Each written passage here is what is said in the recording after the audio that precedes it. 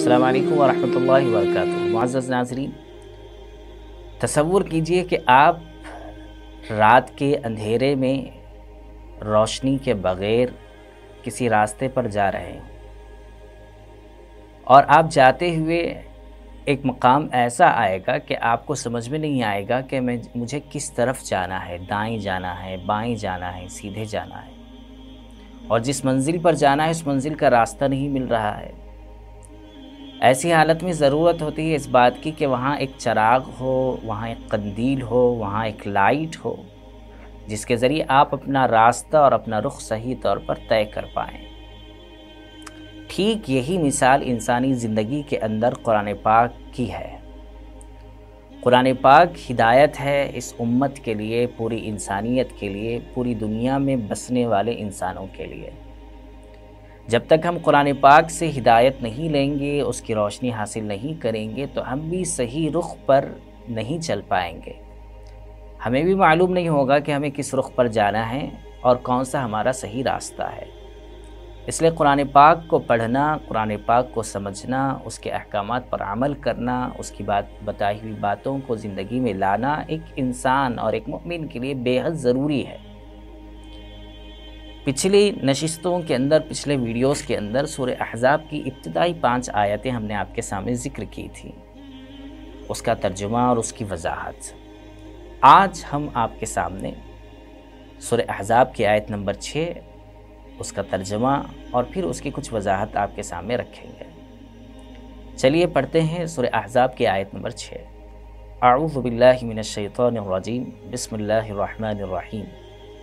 النبی اولی بالمؤمنین من انفسهم وازواجہ امہاتہم واولو الارحام بعضهم اولی ببعض فی کتاب اللہ من المؤمنین والمہاجرین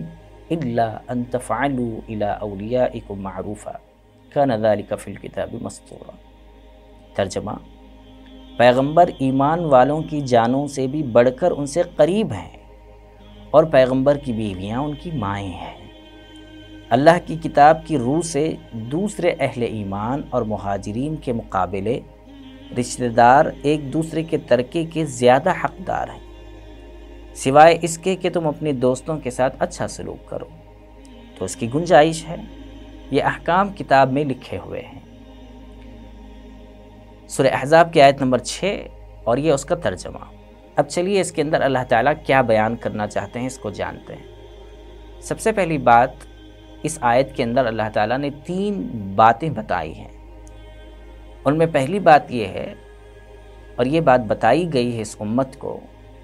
کہ نبی کریم صلی اللہ علیہ وسلم کی ذات، نبی کریم صلی اللہ علیہ وسلم کی شخصیت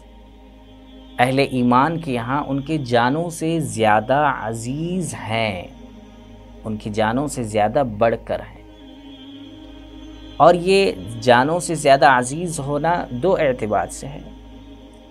ایک یہ کہ آپ صلی اللہ علیہ وسلم جو حکم دیں، جس بات کی تاکید کریں، ان باتوں کو عمل کرنا ہمارے لیے بے انتہا ضروری ہے، اور آپ صلی اللہ علیہ وسلم کی بات ہمارے سامنے جب آ جائے تو ہمارے لیے اس پر عمل کرنا ضروری ہے۔ وہاں پر ہم اپنے خواہشات کو نہیں چلا سکتے، اپنے ذہن کو نہیں چلا سکتے۔ اسی طریقے سے اس کے اندر یہ بھی بات بتائی گئی ہے کہ حضور صلی اللہ علیہ وسلم مؤمنین کے یہاں ان کے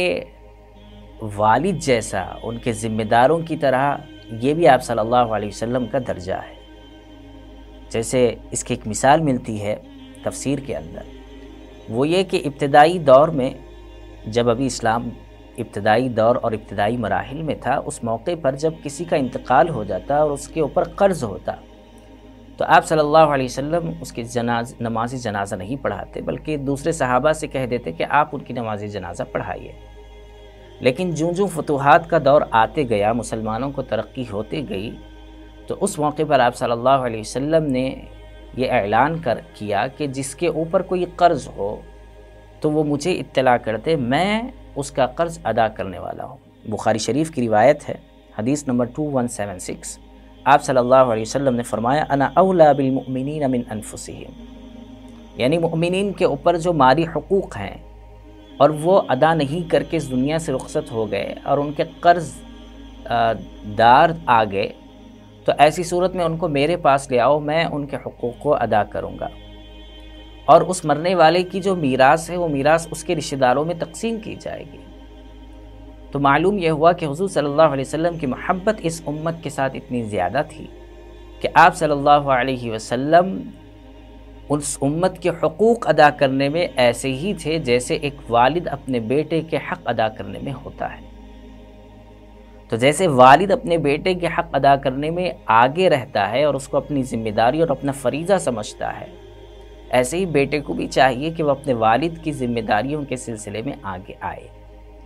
اس لیے قرآن پاک کے اندر یہ جو بات بتائی گئی ہے کہ حضور صلی اللہ علیہ وسلم کی بات تمہارے یہاں اپنے جانوں سے زیادہ عزیز ہے، یعنی حضور صلی اللہ علیہ وسلم کا ایک حکم ہے، مثال کے طور پر نماز پڑھی ہے،